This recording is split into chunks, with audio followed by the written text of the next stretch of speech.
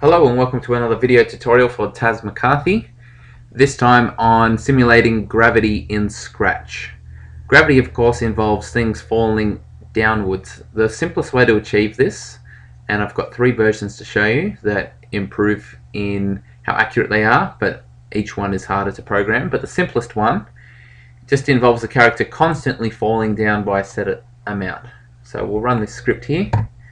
You can see the character falls down. They go the same speed the whole time until they hit the bottom. It's not very realistic, however. If you're doing a proper gravity, the object needs to start slowly and then speed up the longer that it's going, which moves us to our second version. To make this one work, you need to have a variable called gravity. So I've already made that there. And then in your main scripts, you need to, when the game starts, set the gravity to 0 and then set that the Y, the up and down, is constantly changing by whatever gravity is set to. So if we turn on gravity here, we'll be able to get some feedback. So when the game starts, if the gravity is 0, the Y will stay the same, it won't go up and down. But if that was set to say -5, it will be moving down at -5 steps. We've got a very simple script here that detects when the sprite should stop moving. So if it's touching the color, it will set the gravity to 0, therefore the character won't move. Or if it's not touching the color, the gravity will continue to get smaller and smaller by taking off 0.4. So let's test that now. The only other scripts we have are a left and right arrow script to make it move, and the script here which makes it jump, which we'll come back to in a moment. So we'll press 2 to start all of these. You can see our character starts slowly and then picks up pace the longer that it's going. So it's always in one of two conditions. It's either touching the orange like it is here and the gravity is set to 0 like now, or it's not touching the orange, which is what is about to happen as soon as I let go, and the gravity number you should see get bigger and bigger and bigger, and as it gets bigger the faster it falls.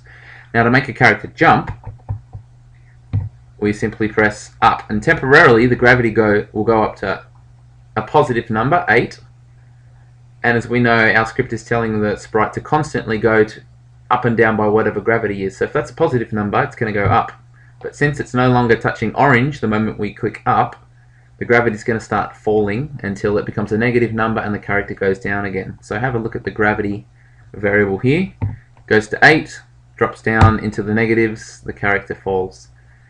Now there's a couple of things that are quite glitchy about this method, although it does achieve the overall effect. One is that you can just keep on pressing the jump button and it'll just keep on increasing or setting the gravity to 8. So therefore you can simulate flying. Maybe if you had a game with a jetpack or something like that, that'd actually work for you. But for a platformer, that's no good. The other thing is, when you jump, as soon as we touch the orange here, Scratch isn't smart enough to realize that we only care about our feet landing on the orange. But as soon as we touch it with our head like this, the character actually sets the gravity to 0, and it's a fairly big glitch. To get this working really smoothly, we need to switch to this third type. Once again, we've made a gravity variable.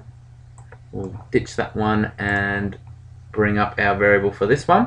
So one called gravity, and we've got a couple of subtle changes here. Most of this is exactly the same. We're still changing the Y, the up and down, by whatever the gravity is set to. But instead of just detecting if it's touching orange, we're detecting whether the red feet, you can see there are some red feet on the bottom of this character, which I've painted on. It'll only set the gravity to 0 if the red feet are touching orange. Therefore, if I'm jumping and my head hits here, it's going to continue to act until the feet are actually touching it. The other thing that we've done is make sure the gravity is 0 or lower, which means if we're jumping and we have a positive gravity number, it'll continue to jump up, and it'll only catch the feet when it's falling. I've made another background here just to explain this better, so we'll switch to that, and that brings us to our second script here.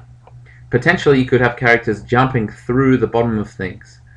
So when I've told mine to move left or right. I'm just checking that the grey beard area of the cat is not touching black. If it's touching black, it won't move sideways. That stops things like jumping through here and up. If I jump up and hit here, he'll stop and he'll fall down, adding a little bit more control. So let's press number 3 to start all of these, and we should have a nicely working gravity script where we can jump. Now if we test and try and jump through the middle of this black bit here, hopefully you can see that it won't actually let me go through the side of anything.